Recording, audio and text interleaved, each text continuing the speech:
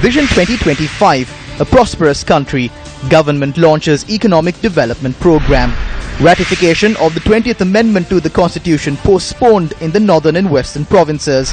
Minister Field Marshal Sarath Fonseca responds to allegations. CEO of Perpetual Treasuries instructed that phone recordings be deleted. Revelations at the Bond Commission.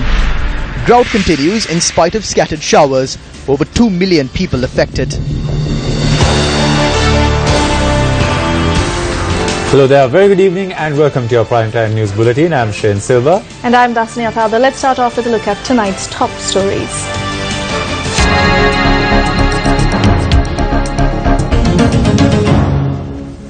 The new economic plan for Sri Lanka was unveiled today under the theme V 2025, a country enriched. The event was held under the auspices of President Maithripala Sirisena and Prime Minister Ranil Wickremesinghe. The event to unveil the new economic plan was held at the BMICH in Colombo. The event was graced by a number of public representatives as well as diplomats. The new economic plan provides economic policies to tackle issues regarding the development and a number of other areas over the next 3 years. V 2025 pays special attention to improving the economy as well as infrastructure development. The program also hopes to exploit the latest technologies to create a more competitive country in the global stage. In terms of social security, the new economic plan proposes the establishment of a new participatory pension fund and the strengthening of the Samruddhi movement. A number of proposals have also been put forward through V 2025 on uplifting the agriculture sector. Views were expressed on the country's future following the completion of 2 years since the establishment of the government of good governance. The President thereafter engaged in a discussion with a group of youth parliamentarians. ඔබතුමන් අවංකවම හිතනවද රටට මේ සම්මුතිය තුලින් උපරිම වාසිය ලැබුණා කියලා? උපරිම වාසිය The country is yet to reap the maximum benefit. We live in a society where individuals make plans to consolidate their own power. Our policy should always be to unite, not create divisions. වෙන්වීම නෙවෙයි එක්වීමයි. මේ තරුණයා හිතන්න ඕනේ, මේ යෞවනයා හිතන්න. The youth should think about whether this government was good for them or not.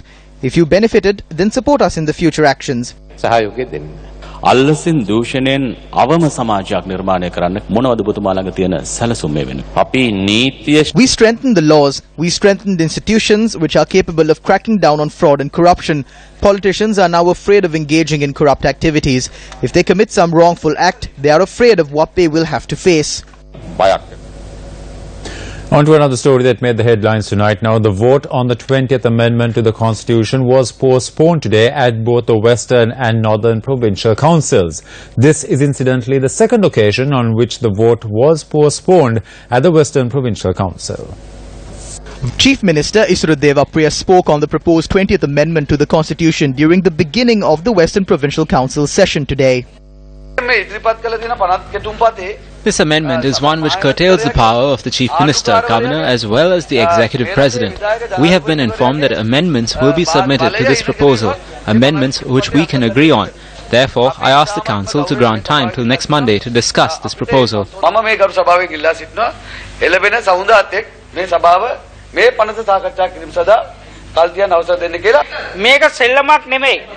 This is not a game. The responsible parties should have informed us of this beforehand. This amendment is correct in that sense.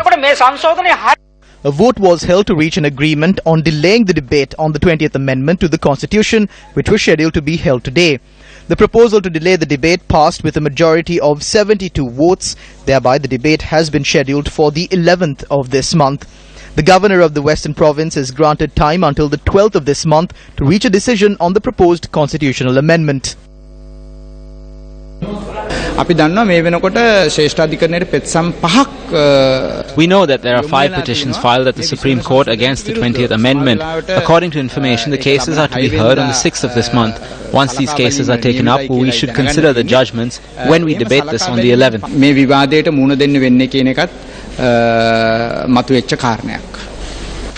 The Northern Provincial Council convened today to debate the proposed 20th Amendment to the Constitution. Chief Minister C.V. Vigneshwaran and the other councillors who spoke at the occasion stated that the proposed amendment curtails the power of the Provincial Council. The Council decided to adjourn today's session and take a final decision on the amendment when the Council convenes on the 7th of this month. When the 20th Amendment was first brought before the Western Provincial Council on the 28th of August, a tense situation occurred and the council session was adjourned till today. On the 29th of August, the proposed 20th Amendment was defeated at the Southern Provincial Council by 27 votes. The vote on the amendment took place amid clashes between councillors. The Uva Provincial Council also defeated the amendment by 7 votes on the 24th of August. The proposed amendment passed with a slim majority of 2 votes at the North Central Provincial Council on the 22nd of August.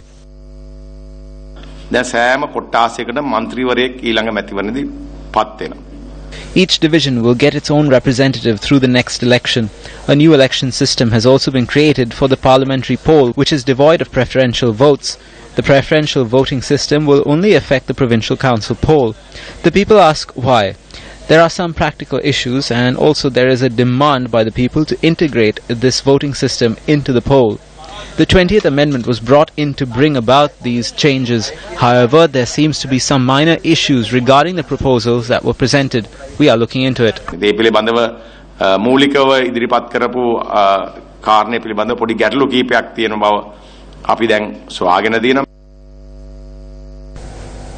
In July this year, Newsfirst reported that Sri Lanka's national carrier Sri Lankan Airlines had failed to return an Airbus A320 to an Indian company, Air Indigo Airline, at the end of the lease period. Today we learned that the aircraft is still in Sri Lanka, although it was originally to be returned at the beginning of May. Newsfirst looks back at the story and cost to the public so far. In April, prior to the end of the lease, Airbus A320 4RABK underwent repairs in Colombo at a cost of $500,000. On the 16th of April, the aircraft was then sent to Indonesia for a complete paint event at a cost of $75,000. It returned on the 19th of May. Today, Newsfirst was informed by Sri Lankan Airlines that the aircraft was then sent to Etihad Engineering in Qatar for further repairs. The cost was not given. By the end of June, the return of the aircraft had been delayed by 53 days. The penalty payment for each day is $12,000, amounting to a total of $636,000. When Newsfirst reported on the story on the 12th of July, the cost of the delay had reached a total of $1.355 million. On that date, Sri Lankan Airlines said the aircraft would be returned to the lessor within the next 14 days, taking it to the 26th of July. By the end of July, penalty payments had reached $1.008 million. Today, Newsfirst was informed that the aircraft returned to Colombo on the 26th of August from Qatar. By the end of August, penalty payments had reached $1.380 million. Today, the 4th of September, Sri Lankan Airlines, responding to Newsfirst inquiries, said the Airbus had just completed return redelivery check and the lessor is working with the next operator. It should be deregistered on either Tuesday or Wednesday, but was no longer in the custody of Sri Lankan since this weekend. By Saturday, the 2nd of September, the penalty payments had reached $1.404 million. By our calculations, to the cost to the general public so far, inclusive of the penalty payments and repair costs, has now reached $1.979 million or 300,808,000 rupees at today's exchange rate. However, this excludes any potential costs associated with the repairs in Qatar. It is worth remembering, in addition to the losses made due to the delay in returning this aircraft and associated repair costs, Sri Lankan Airlines made a loss of 14.1 billion rupees in 2016, an increase of 10 billion from 2015. As before, Newsfirst asks the questions. Who is responsible for this colossal cost to be borne by the public? Does this not call for an internal audit? Minister of Regional Development Field Marshal Sarath Fonseca attended a meeting in Kelaniya today. The minister was questioned on certain allegations levelled against him. Jagath Jayasuriya හිටපු හමුදාපතිවරයා සම්බන්ධ කළ ප්‍රකාශ සම්බන්ධව ඔබතුමාට චෝදනා රැසක් කෙල්ලෙනවා. ඔබතුමාට තවත් චෝදනාවක් කෙල්ලෙනවා. ඔබතුමා දේශද්‍රෝහියෙක් කියලා ප්‍රකාශයකුත් කරනවා. මොකක්ද ඇයි මෙහෙම වෙන්නේ? The people in this country are free today. They can live without fear and travel wherever they want. As a journalist, you can hold a camera and stand there because the war is over. If those who ended the war are traitors, what about the Rajapaksas who stole from the country and their henchmen in Kalaniya too, who murdered and abducted people in white vans? Are they patriots? The meaning of this word has become a problem for us.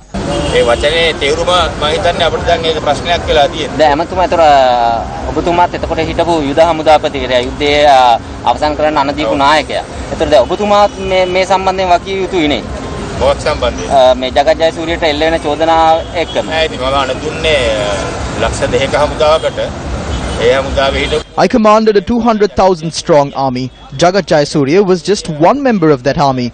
Jagat Jayasuriya was not a member who took part in combat missions. So while commanding a 200,000 strong army, the army commander need not be responsible if one or two members like Jagat Jayasuriya commit murder and other cowardly acts while in the army. The army commander could be held responsible for the activities legally conducted by the army.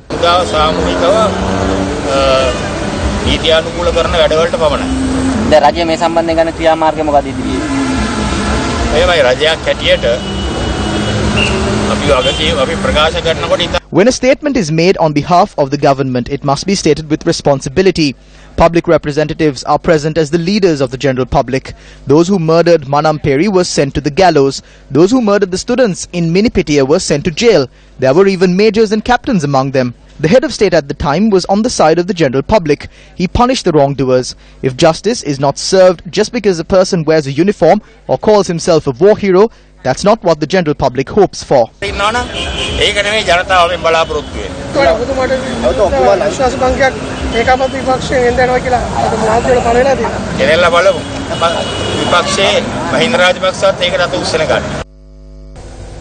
Tonight, News First reveals the reasons why the project committee evaluating bids for Section 3 of the Central Expressway rejected the bid made by Fujita Corporation.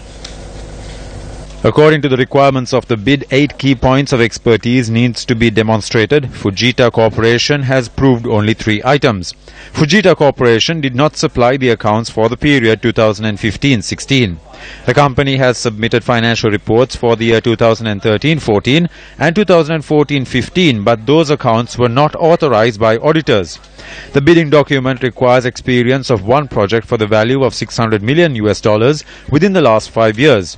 Fujita Corporation has completed 14 projects worth $388 million and maximum value of a single project is $91 million. For these reasons, the bid by Fujita Corporation was found to be non-responsive and was rejected by the project committee. News First can exclusively reveal that the cabinet memorandum put forward by Minister Lakshman Kiriella goes against the advice of the project committee, who stated that the disqualification of Fujita Corporation was inevitable.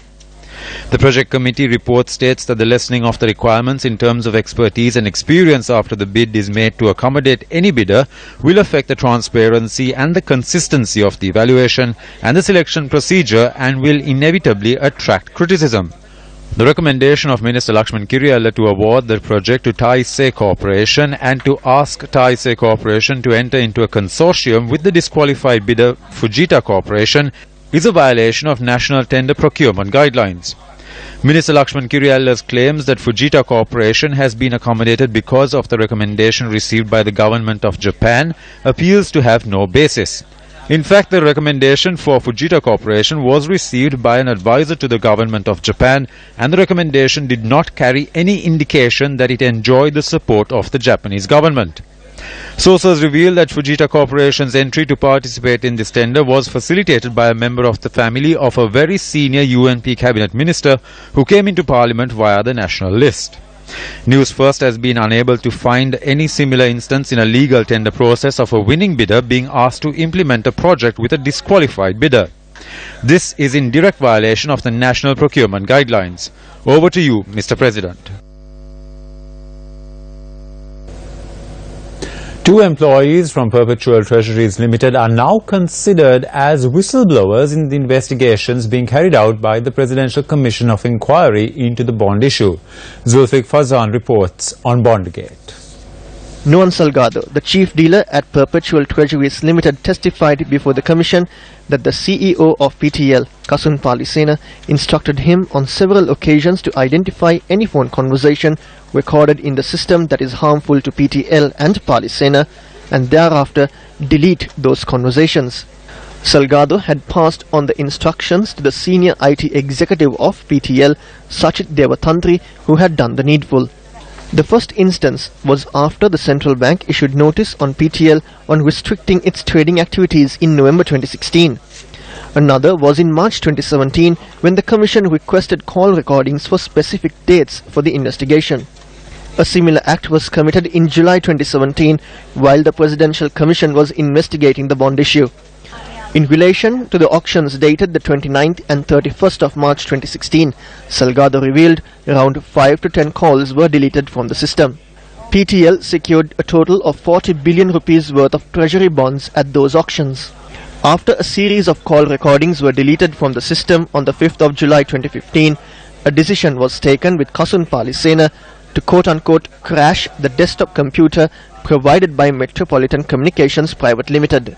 Salgado said after the desktop computer was replaced, Kasun Palisena would have informed Arjun Aloysius about that matter. Nuan Salgado admitted that altered and tampered material was given to the Presidential Commission of Inquiry, and it was done on the instructions of CEO of Perpetual Treasuries Limited, Kasun Palisena. In total, over 100 telephone conversation recordings were deleted from the system.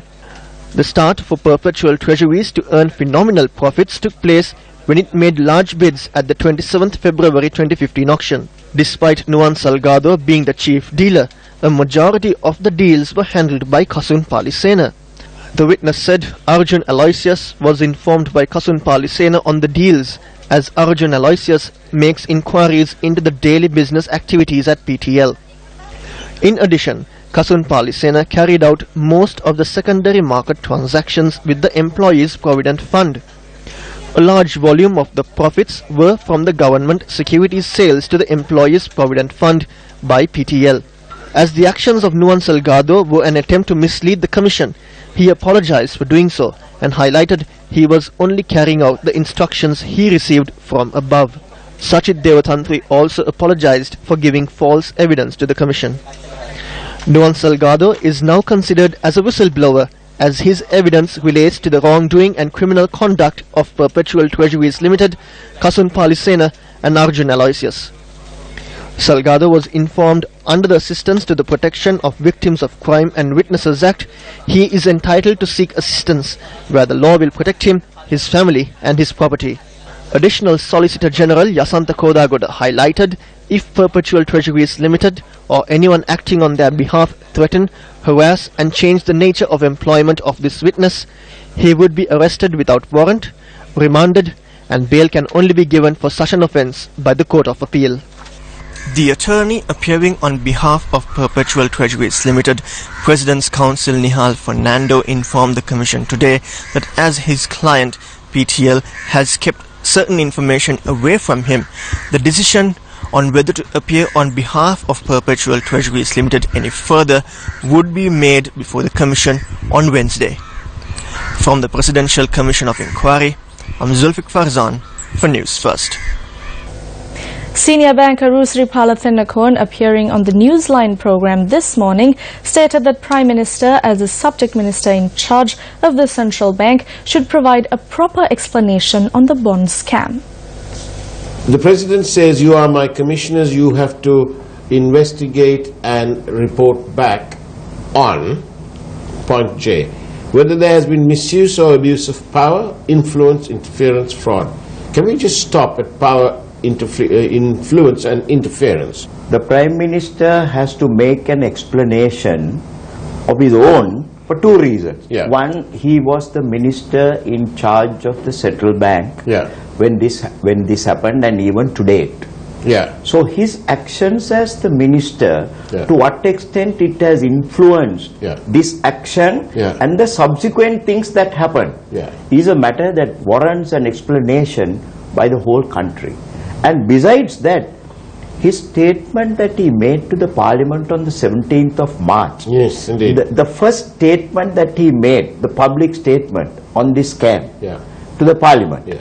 There are a lot of things that came out of that speech, that statement. Now there are so many contradictions. Now for example, just to quote one, he very categorically states that it is he, the Prime Minister, or the Minister in charge of the Central Bank, who insisted that the auction system should be changed, the bond auction system, that you must do away with the public, the private placements. Now, this is an area where a clear explanation has to be given by himself. Around 100 houses were damaged due to strong winds that blew across the Kadruwala town and the surrounding areas this afternoon. Assistant Director of the Polonnaruwa District Disaster Management Centre, Upul Nanayakara, stated that a number of roads have been blocked due to fallen trees. Electricity supply to certain areas have also been disrupted. According to the police, areas such as Nelumbila, Kusumgama, Hatara Alla and Manikapatti were affected by the strong winds. While welcome rains have been experienced in many districts, more than 2 million people are still suffering from a prolonged drought. Authorities warn that the intermittent showers have been insignificant in staving off the heat wave. 19 districts have been experiencing a severe heat wave over the past 3 months. 585,198 families have been affected by the prolonged drought. In the northwestern or Vayamba province, 166,298 families are facing severe hardship due to the lack of water. The number of affected families in the Kurunegala district stands at 79,496 and 86,802 in the Puttlam district. 159,403 families in the northern province have been affected by the drought, while in the east, this number currently stands at 41,317. In the north-central province, 28,614 families have been affected. 110,140 families in the Uva province are suffering as a result of the drought, with 104,839 of them being from the Munaragala district. The Department of Meteorology says that while scattered showers were experienced in the northern, north-central and Vayamba provinces, this has had a negligible impact on the drought. Meanwhile, the Disaster Management Centre says that showers in the Anuradhapura, Polonnaruwa and Kurunegala district have offered some respite from the drought. There was no rain throughout the rainy season last year. This is the primary cause of this drought. However, we are hoping that there will be enough rainfall through the second intermonsoonal season in October and November. The hamlet of Hijradinagar in Ampara is home to about 50 families.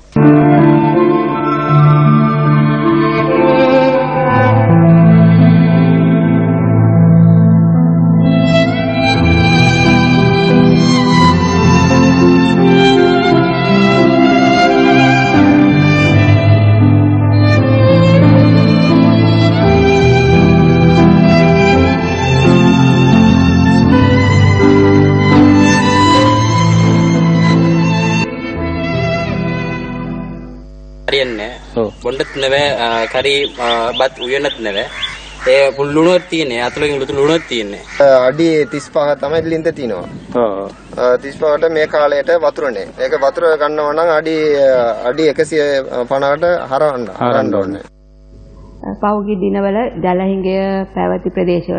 There has been some rainfall in the drought-affected areas in the northern, north-central, eastern and Uva provinces. But it is not enough to mitigate the effects of the total lack of rain last year. We are not expecting major showers in these provinces in August. These areas may receive some rainfall from mid-September. Increased rainfall may be experienced in the southwestern parts of the island. We are also forecasting rainfall in excess of 100 millimeters in the central hills. The 39th Udaga Mane was declared open today in the lower Mattala area in Hambantota. The model village, which was constructed under the Samata Sevana program, consists of 25 houses. The village, which has been named Siribarakama, was built at a cost of 17.4 million rupees. Minister Sajid Premadasa handed over the deeds of the houses to the owners and also took steps to donate vocational training equipment as well as spectacles at the occasion. Today the President and the Prime Minister are to announce the massive development plan that they have envisaged for the next 3 years. If someone asked me what I have done since we came into power in 2015, I can tell them that we have commenced work on 454 Udagammana villages. By the end of this year, we can increase this number to 500. Over the next 3 years, we will create 2,000 villages. After doing all this, we will go before the general public and ask for their mandate once again.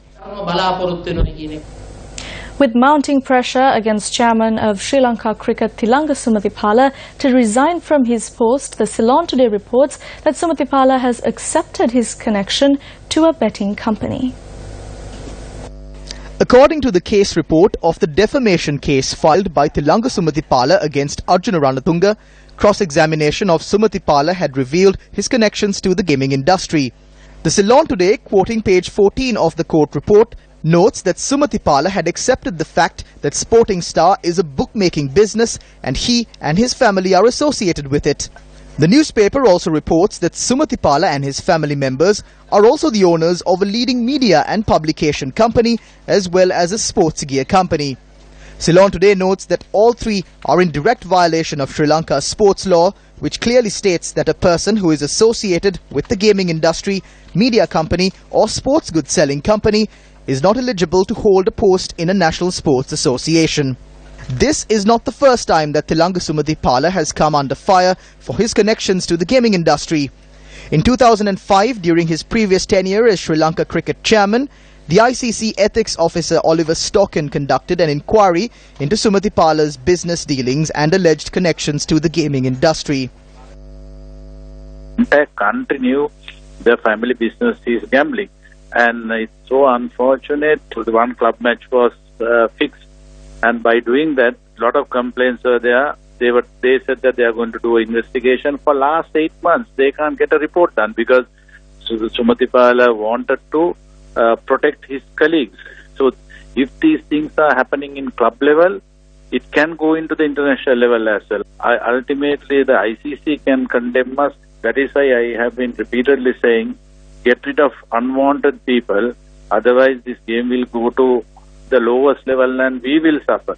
These administrators will go when they have to go. They might have earned enough money, but they will go at the time when they were dissolved. But who suffers? Cricket will suffer. We can appoint an interim committee and put some good people. I'm sure that we can turn this upside down and get cricket into the right track. Newsfirst's attempt to reach MP Thilanga Sumathipala for a comment, however, are efforts provided to be futile as he is currently overseas. In the meantime, the China-Sri Lanka Cooperation Studies Center of Pathfinder Foundation, together with the Shanghai Institute for International Studies, conducted a roundtable discussion on the Maritime Silk Road and sustainable development. The discussion focused on the progress of the bilateral cooperation between Sri Lanka in the framework of the Maritime Silk Road and how to develop new opportunities to facilitate the island's cooperation with China. The people-to-people dialogue, including the think tanks' people exchange of views, play a very important role in promoting the mutual understanding of each other, as both sides have already working together for a strategic partnership on the many of the big projects. The think tank role, particularly the opinion leaders, their role is to continue to give a correct, comprehensive and a balanced reading of the information so that the public could have a more supportive of our joint project.